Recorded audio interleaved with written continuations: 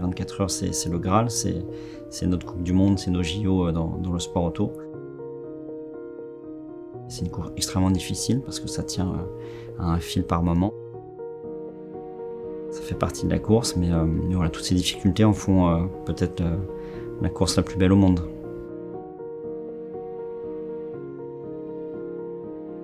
Ça reste quand même, pour un pilote et un manceau, une envie, un objectif.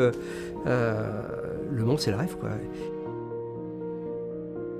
D'un point de vue de pilote, c'est pour moi le summum, l'Everest, c'est les JO quoi, pour un pilote d'endurance. Et puis après, personnellement, c'est des souvenirs avec mon papa, mon petit frère, la famille, les amis.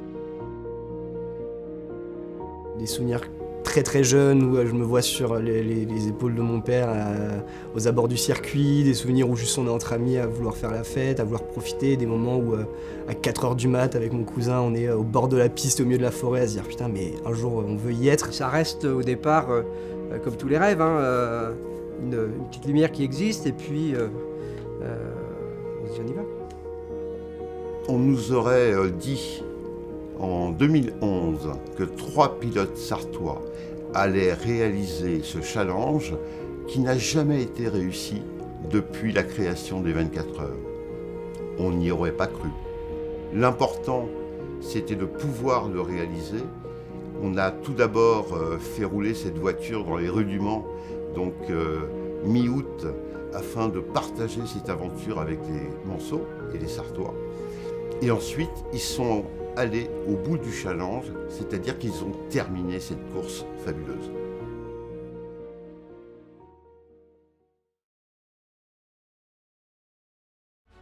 Alors l'aventure elle a débuté à la base avec mon frère et mon père. Donc quand j'ai fini mes années de karting et que je suis passé en voiture, donc en Fun Cup à l'époque.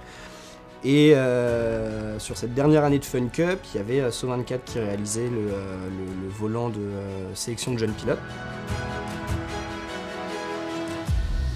En 2018, on voulait avoir un jeune pilote SO24.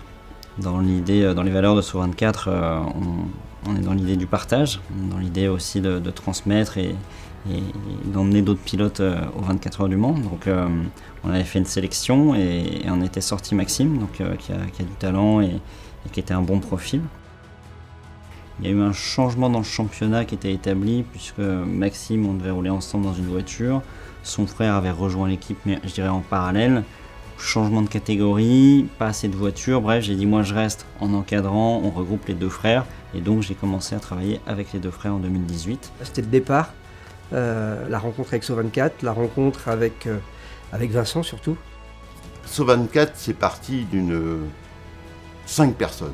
Ça va faire 10 ans maintenant. Une idée de fou, une aventure humaine à créer.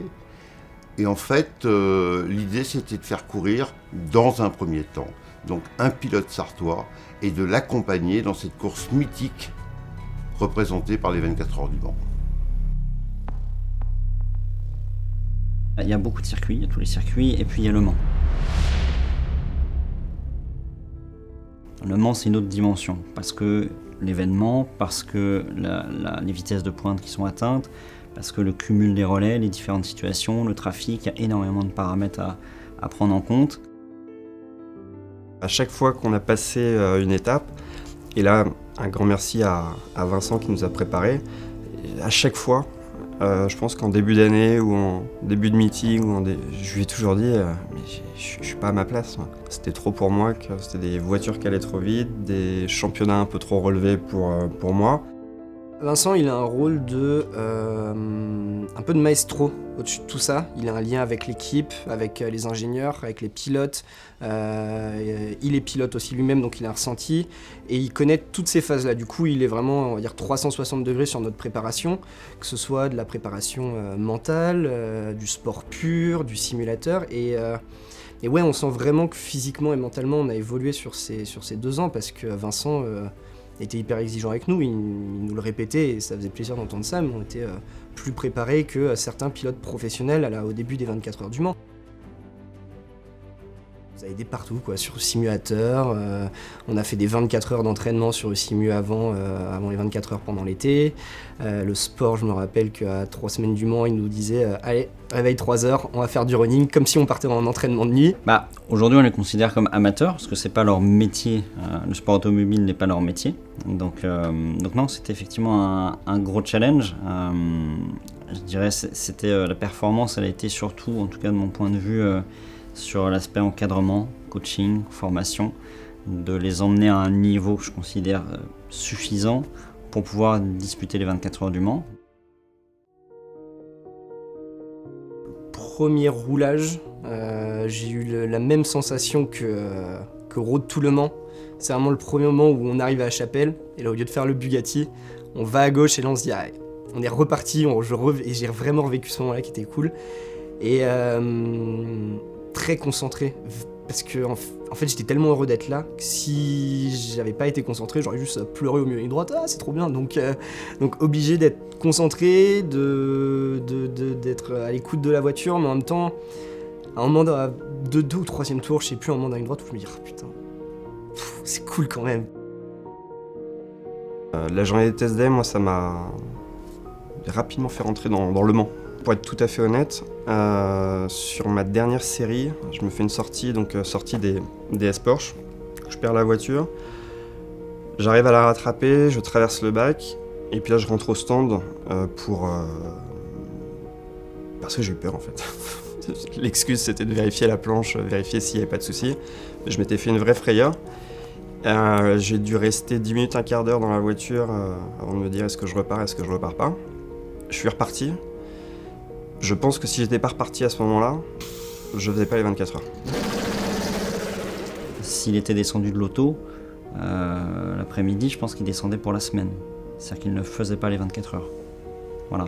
Donc là, il a fallu l'aider à bien comprendre ce qu'il avait parcouru, ce qu'il avait dans les poches, entre guillemets, comme bagage global, hein, technique, d'expérience, etc., pour lui dire non, t'as plein de choses dans les poches. Tu vas voir que tu vas pouvoir aller sortir tes cartes au fur et à mesure et t'as tout à fait ta place. Quand un coéquipier se sent pas bien, ça remet en cause un peu, pas l'équipage, mais un peu sa semaine, tout ça, son approche avec lui qui est différente, il pense partir avec déjà du retard, puis il se pose des questions. Là, le lundi, c'est un peu compliqué parce qu'il y a beaucoup de choses qui se sont passées le dimanche.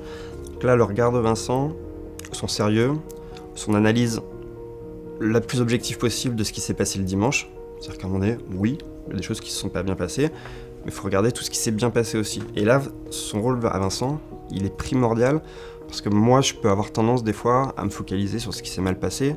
Et là, il me dit non, regarde ce qui s'est passé. D'accord, il y a eu une petite erreur, mais ce qui s'est bien passé dans cette erreur-là, c'est que tu l'as rattrapé aussi. Il n'y a pas eu de conséquences graves, t'as pas cassé l'auto, tu t'es pas fait mal, finalement t'es remonté dans la voiture. Donc voilà, c'est une bonne journée. Une bonne journée pour préparer les 24 heures. Et là, vous avez fait votre boulot, vous êtes à votre niveau, et on continue, comme tu dis. Ben voilà. On déroule le programme, et on est dans un bon ordre de marche. Même si tout, c'est pas 100% bien passé.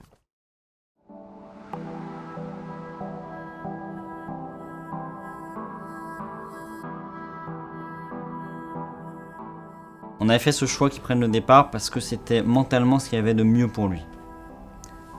S'il avait attendu, etc., ça aurait été plus compliqué pour lui. Donc prendre le départ, il y a les tours d'installation, donc on se prépare longtemps avant, etc., il s'installe dans la voiture, donc ça c'était vraiment le bon choix. Météo disait peut-être quelques gouttes, rien, bon, sauf que c'était pas quelques gouttes, c'était vraiment beaucoup d'eau.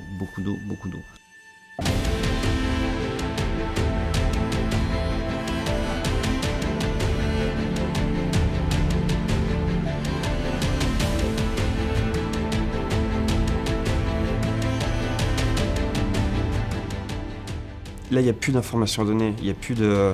C'est fais ce que tu sais faire.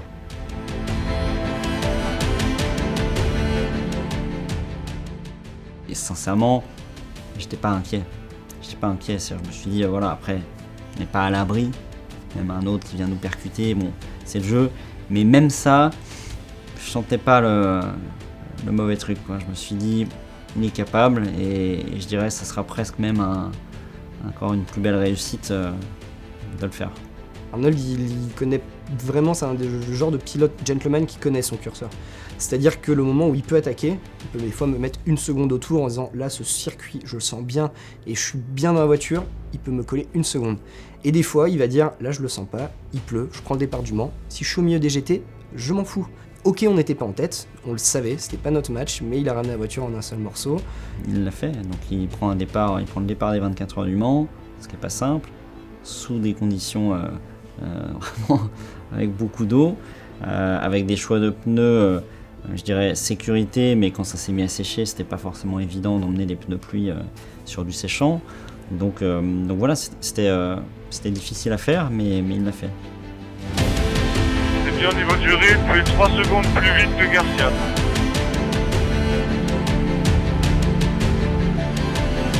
Pour info, on vient de passer 4ème du programme.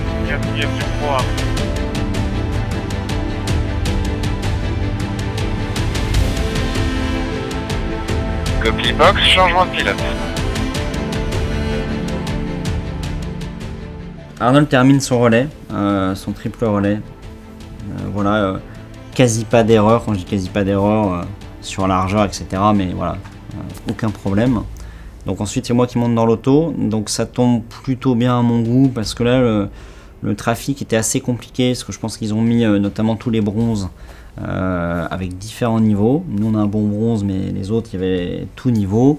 Et parce que je pense par rapport à la nuit, tout ça, ils essayaient de faire rouler tant qu'il faisait beau et tant qu'il faisait jour certains pilotes. Donc écoute, là ça se passe sans souci, et ensuite j'ai passé la main à Max.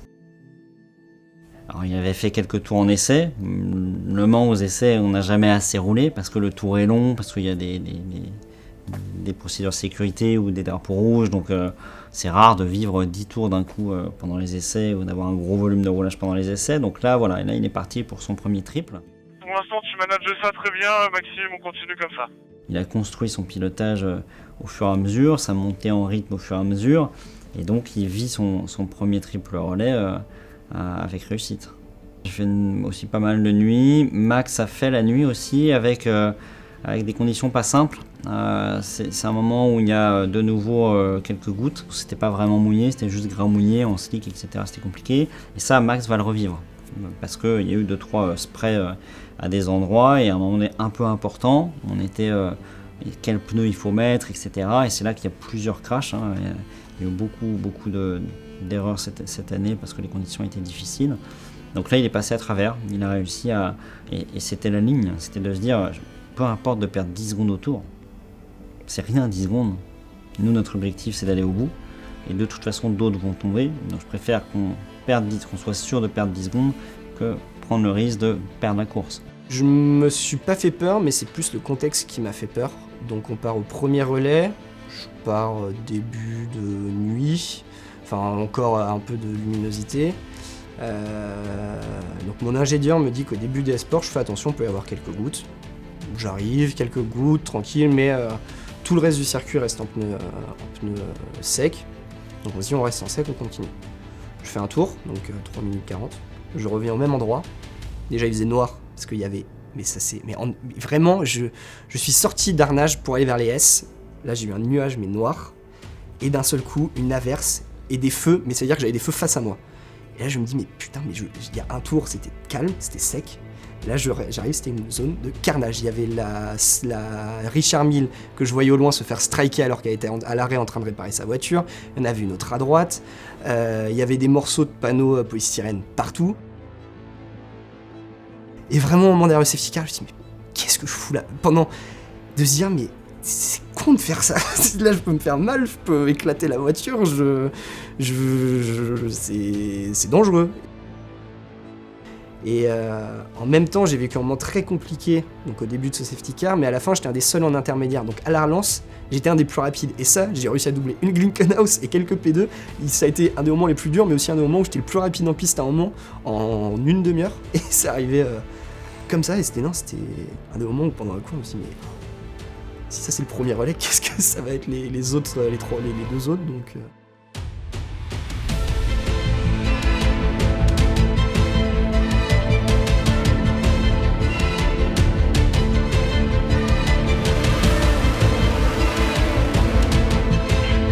bon rythme, c'est bon rythme. Max, max, max. Max, max, max. Allez, les erreurs s'appliquent, c'est de pas faire d'erreur. Max, max, max. Max, max, max.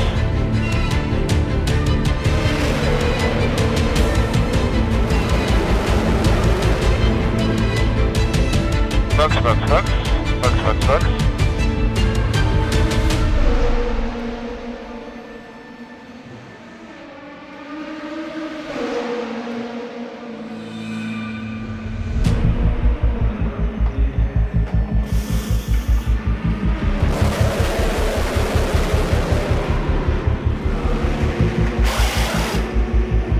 Allez, c'est bien ce que tu fais, Arnold. C'est bien, continue comme ça.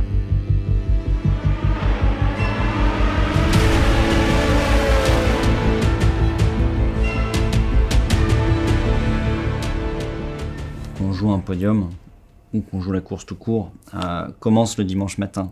C'est le dimanche matin qu'on commence à attaquer la fatigue, qu'on commence à voir si la voiture a été bien gérée ou si elle a déjà pris des jetons. Donc la course commence réellement là, surtout qu'avec un Dami à 16h, il reste quand même un gros morceau de la course. Donc voilà, c'est là que le niveau de préparation est restitué sur la piste. Et donc là, Arnold a pu s'éclater, les conditions étaient belles, l'auto était bonne, il avait l'expérience des premiers relais qui lui permettait de savoir qu'est-ce qu'il pouvait aller chercher et aller chercher tout ce qu'il pouvait. Donc c'est un peu le happy hour qu'il a vécu et ça, je pense qu'il a pris vraiment du plaisir et Le Mans est juste fabuleux. Là, sur ce relais-là, ouais, j'en ai vraiment profité. Ouais, il y a un moment donné, tu sais, le regard se porte vraiment loin. Tu es vraiment connecté à ta voiture et tu prends du plaisir et tu profites d'être au Mans. Les Le Mans que je vivais quand j'étais plus jeune, je restais du circuit, j'arrivais très tôt, je partais très tard, quand j'étais juste spectateur. Les 24 heures, je dormais pas de 24 heures. Donc je vivais des Le Mans, on va dire, de spectateur. Le faire en tant que pilote, c'est différent parce que dès qu'on sort de sa voiture en course, on s'intéresse pas à la course en fait. Ce qu'on cherche, c'est du repos, de l'énergie, de bien se sentir, de se sentir propre, et dans des affaires propres aussi, ça joue. On s'en fout à ce moment-là qu'il reste 24 heures ou quoi que ce soit, on se dit j'ai fait mon job, là faut que je dorme tout de suite, faut que je regagne de l'énergie. Et il y a des trucs où j'ai su ce qui s'était passé sur la piste le lundi ou le mardi quand je reparlais avec Arnold la semaine d'après. Parce qu'en fait on se voit pas, moi je pense qu'Arnold en 24 heures, je l'ai vu pas une heure je pense. Vincent je l'ai croisé 2 fois dans le dortoir et une fois à l'arrivée. C'est de se dire on se voit pas entre pilotes mais on se fait confiance, on n'a que les ingénieurs qui nous lient on va dire parce que c'est eux qui sont par contre eux toujours là. Des fois ça tient à un tout petit détail et chaque chose qu'on peut préparer en plus, ça peut éviter le petit détail qui va basculer dans le négatif et l'effondrement de la course. Il y a quand même ce côté où tu te dis faut que je survive entre guillemets au Mans avant d'espérer avoir un résultat. Il y avait un pilote qui disait pour gagner le Mans, faut déjà finir le Mans. Nous on a fait notre boulot sur la piste, c'est tant de pourcentage et il y a aussi le boulot dans les stands et à l'écurie aussi à Paris, tout ça qui joue aussi parce que c'est de la préparation. On n'a pas loupé un seul arrêt au stand parce que les mecs s'entraînent tous les jours, au moins à l'atelier, donc ils bossent et ils ont une partie de ce résultat, c'est aussi grâce à eux qu'on le fait, quoi. Il n'y a pas que nous, c'est le plus simple, hein. On arrive, on monte dans la voiture, on roule et on se marre. Eux c'est des jours avant, des jours après, beaucoup de fatigue. Donc c'est que un sport et un métier de mecs passionnés, quoi. Donc quand on partage ça ensemble, c'est 40 mecs qui ont la même passion en commun qui sont là le temps d'une semaine à faire une des plus belles courses au monde, donc ça peut être que beau au final.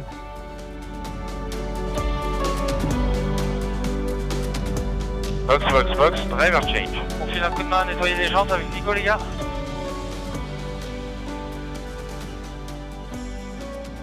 En fait c'est comme tous ces trucs là où on se dit on travaille, c'est chiant, mais à la fin ça vaut tellement le coup que oui, moi demain on me dit tu te remets 6 mois à faire du sport comme un fou et tu sors pas, je le refais, sans problème. Ça vaut tellement le coup à la fin qu'on pense qu'à ça, quoi. On fait Le Mans, Arnold et moi, pour nous. Si c'était pas le rêve de papa, on le ferait pas en fait.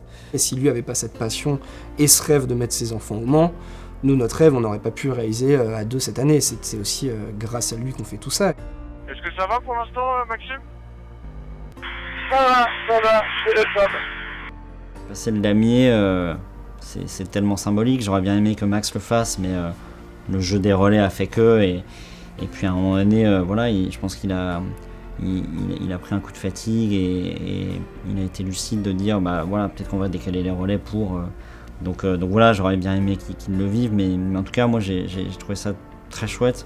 Parce que c'est le symbole de l'accomplissement de la mission. Et voilà, la course, on l'a fait tous ensemble. Alors nous, bien sûr, on est 3 coéquipiers, mais on est une équipe. Et puis, c'est le moment de l'année pour tout le monde, pour chaque ingénieur, chaque mécanicien, chaque spectateur, chaque commissaire. Et donc là, on y est, on l'a fait, quoi. C'est là où on se dit on l'a fait. Alors, très grand bravo à tous, bravo Arnold, bravo Max. On avait fait le boulot, et puis mais la joie d'avoir terminé. Alors, il y a Maxime qui m'a fait tirer une petite larme parce que lui aussi à un moment donné il s'est rendu compte de ce qu'il avait réussi à faire, donc ça c'était beau. Après je suis pas du genre,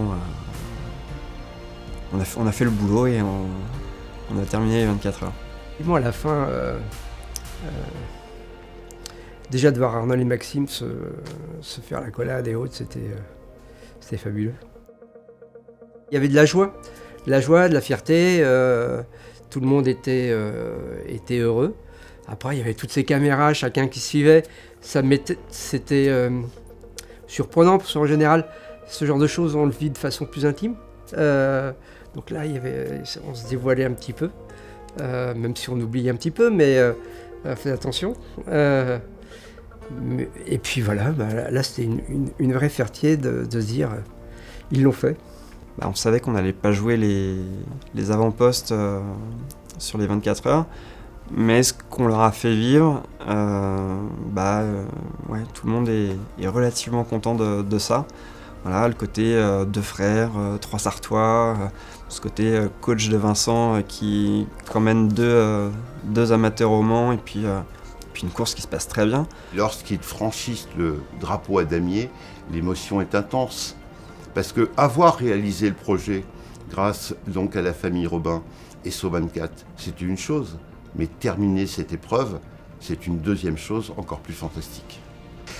Il ne faut surtout pas oublier donc tous nos bénévoles qui sont là depuis des années, et c'est grâce à cette aventure humaine entre collectivités, partenaires privés, pilotes, staff, et également un grand merci à Graf, 3e année avec eux, que cette aventure s'est donc réalisée au bout de 10 ans avec 3 pilotes sartois. Maintenant, on laisse la place pour battre ou égaler ce challenge. C'était un beau moment. Je pense qu'on a vécu plein de choses ensemble, parce que ça fait longtemps qu'on est ensemble. Mais là, c'était... Puis même eux, ils sortaient heureux. Au Mans, t'as 2 coéquipiers, c'est un petit peu comme des frères, et ça tu l'as à vie.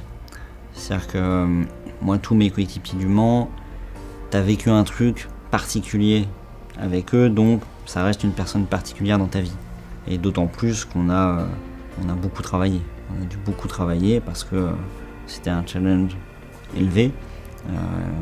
Les décisions pour aller au Mans se sont faites en début d'année, donc il y avait quelques mois pour finir de se préparer. Donc voilà, ça a été un gros travail. Je suis content de leur réussite. Moi, c'était mon objectif, de leur donner les moyens d'aller au bout. Et donc ils l'ont fait, donc non, je pense que... Voilà, après, souvent je dis montre-moi comment tu roules et je te dirai qui tu es, donc je sais un petit peu qui ils sont, dans la vie en général.